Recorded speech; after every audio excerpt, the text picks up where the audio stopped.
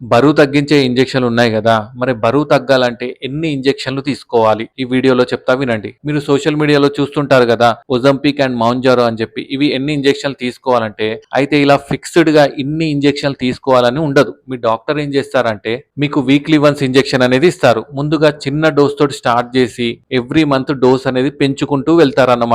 అలా maximum dose reach అవుతారు. And ఆ డోసేజ్ అనేది కంటిన్యూ చేస్తారన్నమాట. అయితే మీరు 6 మంత్స్ టు 1 ఇయర్‌లో అరౌండ్ 10-15% బాడీ వెయిట్ అనేది తగ్గుతారన్నమాట.